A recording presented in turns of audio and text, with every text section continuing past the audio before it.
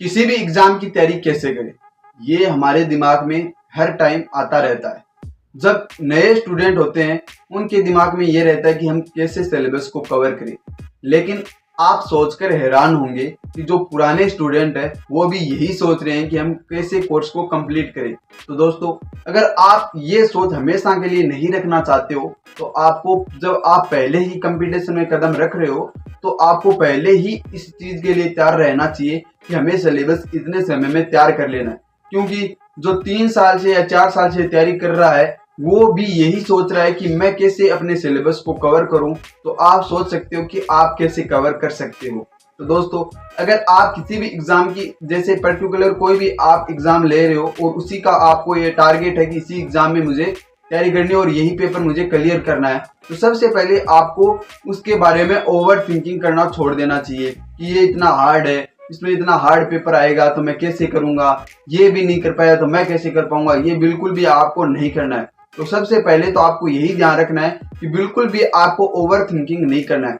Number 2, आपको उतना time देना चाहिए जितना आप दे सकते हो। ऐसे नहीं कि आप 10 घंटे 12 घंटे दे रहे हो लेकिन आपका उसमें बिल्कुल भी मन नहीं है। आप उतना ही समय अपनी पढ़ाई को दो जितना आप दे सकते हो, न कि आप जबरदस्ती पढ़ाई के साथ कर रहे हो।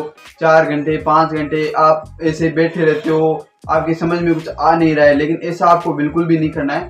आपको एक अपना टाइम टेबल बनाना है जिस हिसाब से आप अपने सब्जेक्ट को बांट कर पढ़ाई करना स्टार्ट कर दो। और टाइम टेबल भी ऐसा होना चाहिए कि आप हर दिन उसे पूरा कर पाओ।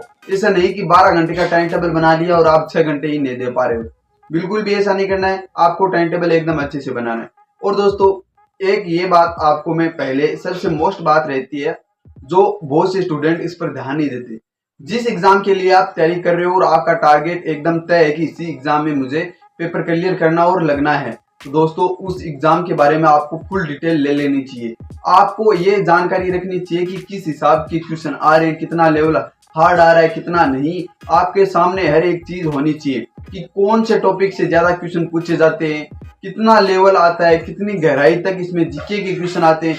हर एक चीज का आपको नॉलेज होना चाहिए। उसके बाद ही आप अपना कोर्स देखो और उसके बाद आपको पता चलेगा कि कौन से टॉपिक से ज्यादा क्वेश्चन आ रहे हैं, तो कौन सा टॉपिक ज्यादा पढ़ना चाहिए। क्योंकि दोस्तों 5 से 6 साल के अगर आप पेपर उठाकर देख लेते हो तो आपको उतना तो पता ही चल जाता है कि पेपर का लेवल क्या रहा है। इसलिए दोस्तों, सबसे पहले तो आपको यही देखना चाहिए कि पेपर का लेवल आना ये है तो हमें इतना ही तैयारी करना है, इससे ज्यादा हमें नहीं पढ़ना या इससे कम हमें नहीं पढ़ना। क्योंकि उतना कम पढ़ोगे तो नहीं होगा और उससे ज्यादा पढ़ोगे तो आपका सिलेक्शन श्योर हो जाएगा।